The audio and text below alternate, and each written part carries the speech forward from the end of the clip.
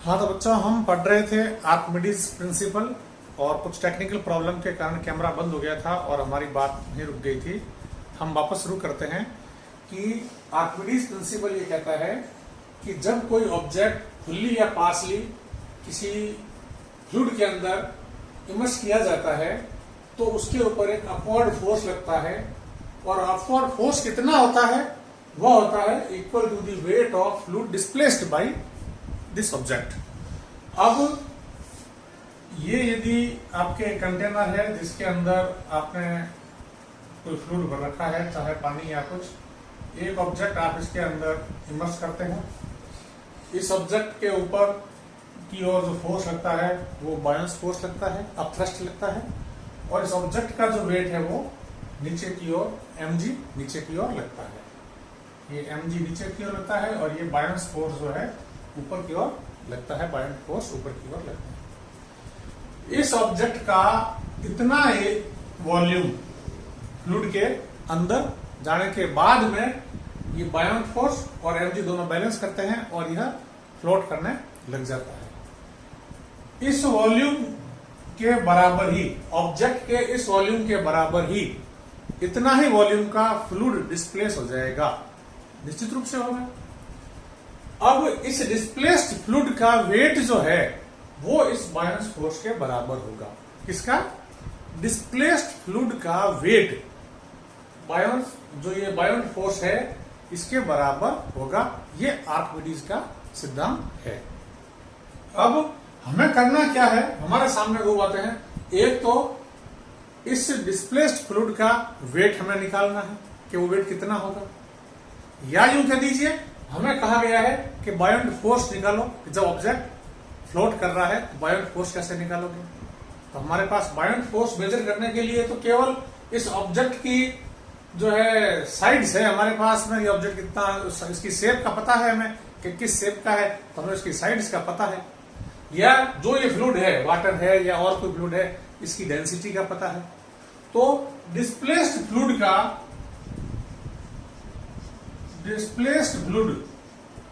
का वेट किसके बराबर है? बायोंस फोर्स के बराबर है। अब ये कैसे आया ये मैं अभी आपको करके दिखाऊंगा कि डिस्प्लेस्ड फ्लूइड के वेट के बराबर बायोंस फोर्स कैसे हुआ, वो मैं आपको कैलकुलेशन करके बताऊंगा। पर पहले अभी आर्किमिडीज के सिद्धांत को एज इट इज हम मान लेते हैं कि भी डिस्प्लेस्ड फ्लूइड का weight is equal to buoyant force. Displaced fluid का वेट कैसे निकालेंगे? वेट निकालने के लिए हमें चाहिए mass into gravity. Mass of displaced fluid, mass of displaced fluid into g का मान 9.8 मीटर पर सेकंड स्क्वायर। अब मास ऑफ डिस्प्लेस्ड फ्लूइड कैसे निकालेंगे? हमारे पास में केवल वॉल्यूम ऑफ डिस्प्लेस्ड फ्लूइड है। मास तो हम कैसे तोलेंगे कितना पानी बाहर निकला? ठीक नहीं है। वॉल्यूम हमने साइड मेजरमेंट के द्वारा निकाल लिया कि ये ऑब्जेक्ट अंदर इतना इमर्स हुआ है, तो इस ऑब्जेक्ट का इतना वॉल्यूम अंदर इमर्स हुआ है, और जितना वॉल्यूम अंदर गया है फ्लूइड के अंदर उतना ही वॉल्यूम का फ्लूइड डिस्प्लेस हुआ है। तो अब मास कैसे निकालोगे जब आपको वॉल्यूम दिया हुआ है और एक इस फ्लूइड की डेंसिटी दी हुई है? तो आपको पता है कि मास बराबर होता है volume into density, into mass बराबर होता है वॉल्यूम इंटू डेंसिटी। वॉल्यूम आप निकाल लोगे इसका साइड मेजरमेंट के द्वारा, पिछले वीडियो मैंने डिटेल में बताया भी है, ठीक है ना। तो वॉल्यूम किसका? डिस्प्लेस्ड फ्लूइड का। वॉल्यूम भी किसका है? डिस्प्लेस्ड फ्लूइड का। इनटू डेंसिटी भी किसकी है? फ्लूइड की। डेंसिटी किसकी है? फ्लूइड की है, ये ध्यान रखना। और g का मान हो गया। तो इस तरीके से आप जो ये डिस्प्लेस्ड फ्लूइड है इसका वेट निकाल सकते हो, और यही बायोंट फोर्स है। एक मिनट, आपकी ये लाइन आपको नजर आ रही है कि नहीं आ रही है? मैं कैमरे में एक बार देख लेता हूं। नहीं आ रही है, आपके आ रही है? ये सबसे नीचे वाली लाइन नहीं आ रही है, तो मैं इसको थोड़ा ऊपर लिख देता हूं। ये सबसे नीचे वाली लाइन नहीं आ रही है तो मैं वॉल्यूम, वॉल्यूम किसका था? Volume of displaced fluid into density of fluid into G, ये आपके बायन्ट फोर्स के बराबर होगा। इस तरीके से हम बायन्ट फोर्स निकाल सकते हैं कि कितना बायन्ट फोर्स इसके ऊपर काम करता है। अब हमारे सामने बात आती है कि बायन्ट फोर्स इसके बराबर हो, डिस्प्लेस्ड फ्लूइड के बराबर है कि नहीं है, ये कैसे निकाले? आर्किमिडीज ने कहा इसलिए हमने ये कैलकुलेशन कर ली, निकाल दिया, परंतु प्रेशर के सिद्धांत को देखते हुए, जो प्रेशर का कॉन्सेप्ट था उसको ध्यान में रखते हुए हम ये निकालेंगे कि बायन्ट फोर्स और इसका वेट दोनों बराबर होंगे जब ऑब्जेक्ट फ्लोट कर रहा होगा। अब हम इसको देखते हैं।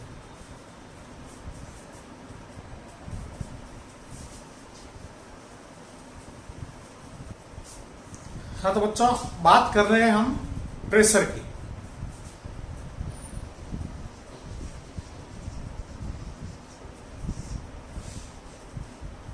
बच्चों, जो ये बायन्ट फोर्स होता है, बेसिकली ये जो फ्लूइड के द्वारा ऑब्जेक्ट पे लगता है, इसके पीछे मेन कारण होता है प्रेशर। आप पूछोगे प्रेशर कैसे? कोई फ्लूइड कितना प्रेशर लगाता है वो मेजरमेंट बनता है बायन्ट फोर्स का। जैसे मैं आपको समझाता हूं, जैसे एक ये कोई कंटेनर है, इसके अंदर कोई फ्लूइड है, ठीक है, कोई फ्लूइड है जिसकी डेंसिटी है, फ्लूइड की डेंसिटी है मान लीजिए रो, इसको बोलते हैं रो, ये ग्रीक लेटर है रो। इसके ऊपर का जो एरिया है वो मान लीजिए है एरिया, ये वेसल का वो एरिया है ए, और जिस डेप्थ तक इसके अंदर पानी भरा हुआ है या जो फ्लूइड भरा हुआ है वो मान लीजिए हाइट है h।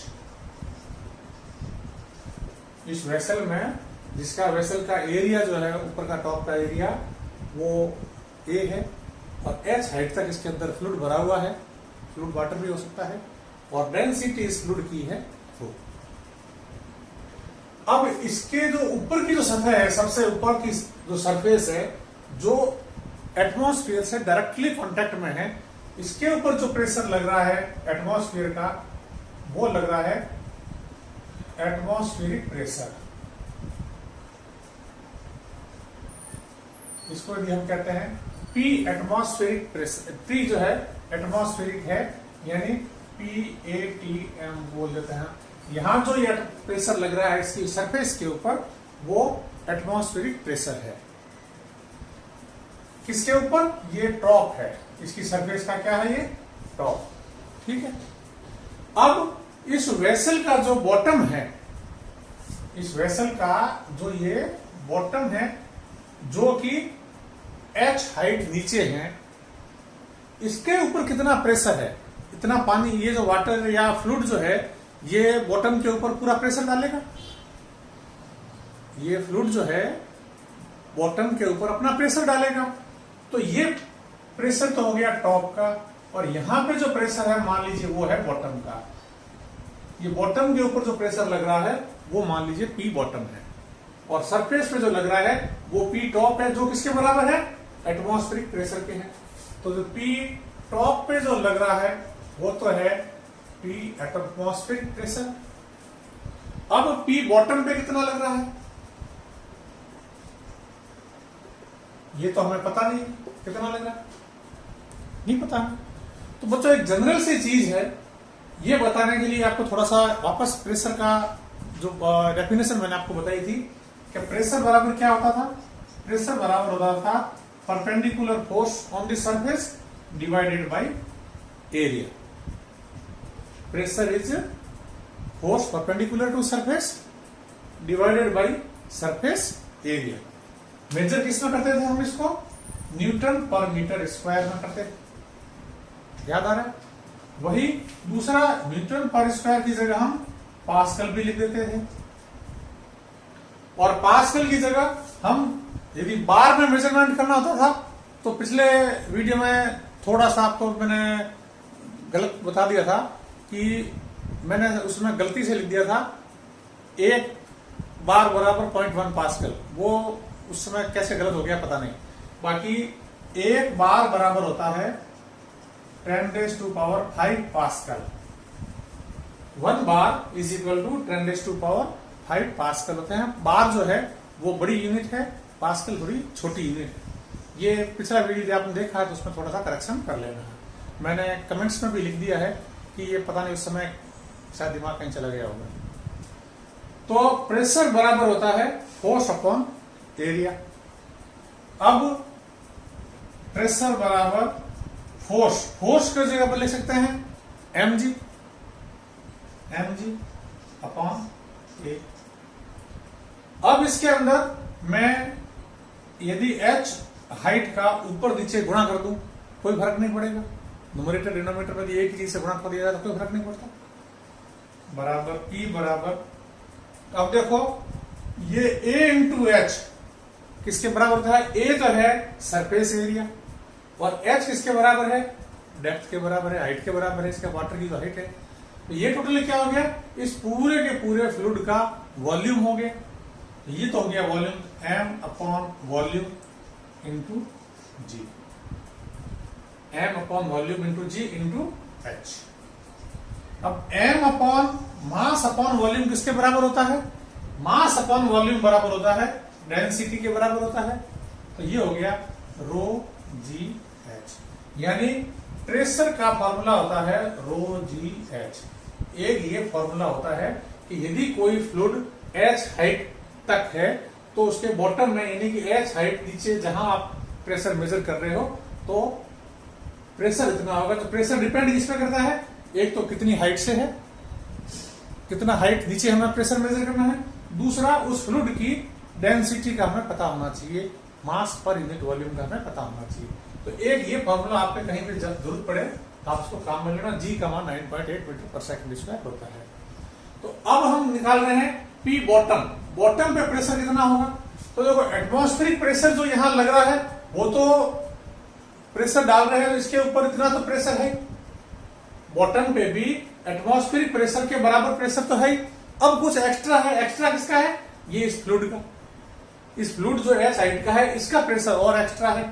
तो ये हो गया आपके किसके बराबर हो गया?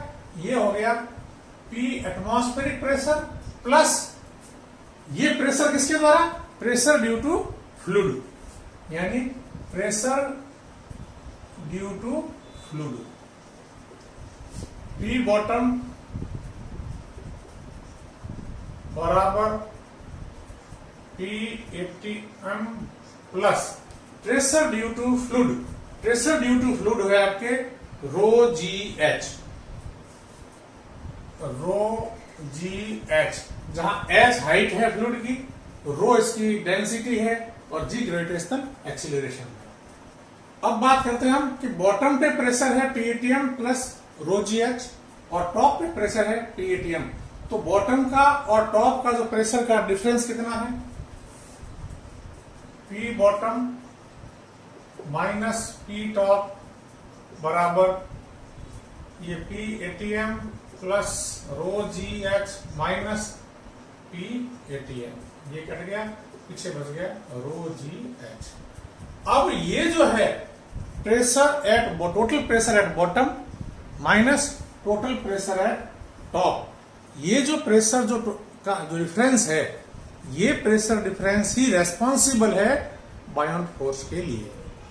ये जो प्रेशर है ये रेस्पॉन्सिबल किसके लिए है? बायोंट फोर्सेज के लिए। क्यों? कि ऊपर तो एटमॉस्फेरिक प्रेशर था और बॉटम पे जो है फ्लूइड का प्रेशर और जुड़ जाता है उसके अंदर। तो फ्लूइड का जितना ज्यादा प्रेशर होगा उतना ही फ्लूइड जो है वापस ऊपर की ओर बायोंट फोर्स लगाएगा। ये बॉटम का प्रेशर माइनस टॉप का pressure equal to rho g h and यही प्रेशर रेस्पॉन्सिबल है बायोंट फोर्स के लिए। ये प्रेशर किसके रेस्पॉन्सिबल हो गया? बायोंट फोर्स के लिए। तो बायोंट फोर्स को यदि हम ले लेते हैं एफ बी के बायोंट फोर्स है divided by total area A is equal to rho g h. ये एफ भी क्या है, बॉयंट फोर्स है, और एरिया ए पे लग रहा है। टोटल बॉटम का एरिया भी जो है हमने ए ले लिया है, क्योंकि ऊपर का सरफेस का बॉटम का एक इक्वल एरिया माना हमने, बराबर रो जी एच। तो बॉयंट फोर्स किसके बराबर आ गया, रो जी एच इंटू ए। बॉयंट फोर्स किसके बराबर आ गया, रो जी एच इंटू ए, इसके बराबर आ गया। अब देखो रो जी और एच इंटू ए ये किसके बराबर है, वॉल्यूम के बराबर होता है। एच इंटू ए किसके बराबर होता है, वॉल्यूम के। और ये वॉल्यूम भी कौन सा है, ये जो वॉल्यूम है ये वॉल्यूम ऑफ डिस्प्लेस्ड वाटर है, वॉल्यूम ऑफ डिस्प्लेस्ड वाटर है। अभी हमने ये एच हाइट ली है, तो पूरी एच हाइट पूरे फ्लूइड की ली है। इसकी जगह यदि हम एक छोटा ऑब्जेक्ट फ्लोट करने के लिए डालते हैं तो वो जितना इमर्स है हम वहां पे वो हाइट लेंगे एच, और उस हाइट के कारण जो वॉल्यूम बढ़ेगा वो वॉल्यूम बढ़ेगा उतना जितना डिस्प्लेस हुआ है फ्लूइड। तो बायोन्स फोर्स किसके बराबर हो गया, रो जी वी, यानी डेंसिटी ऑफ फ्लूइड जो डिस्प्लेस हुआ है, जी ग्रेविटेशनल एक्सीलरेशन, और वॉल्यूम जो डिस्प्लेस्ड वाटर कहिए या फ्लूइड जो भी आप काम में ले रहे हैं वो डिस्प्लेस्ड फ्लूइड का जो वॉल्यूम है। यदि हमें डिस्प्लेस्ड फ्लूइड का वॉल्यूम पता चल जाए और डेंसिटी पता चल जाए तो हम बायोन्स फोर्स निकाल सकते हैं। और दूसरा तरीका क्या बताया था मैंने कि जो ये डिस्प्लेस हुआ था फ्लूइड उसका वेट निकाल लेंगे, जो कि आर्किमिडीज ने कहा था कि जो निकलेगा वेट किसका, जो डिस्प्लेस्ड फ्लूइड का जो वेट है वही किसके बराबर होगा, बायोन्स फोर्स के बराबर होगा। और यहां पर भी देख लो बायोन्स फोर्स किसके बराबर है, रो जी वी। ये रो जी वी किसके बराबर है, रो होता है मास अपॉन वॉल्यूम। यदि यूं देखा जाए तो रो होता है मास अपॉन वॉल्यूम इंटू जी, और ये वापस वॉल्यूम, तो वॉल्यूम से वॉल्यूम बढ़ गया, तो ये एम जी वेट। ये एम किसका है, ये डिस्प्लेस्ड वाटर का मास, और एम जी किसके बराबर हो गया, डिस्प्लेस्ड वाटर का या डिस्प्लेस्ड फ्लूइड का वेट। तो बच्चों ये चीज मेरे ख्याल से आपको समझ में आ गई होगी। अब इसके एनसीईआरटी के क्वेश्चंस बचते हैं और फिर अगला पार्ट हम अगला चैप्टर शुरू करेंगे। Thank you.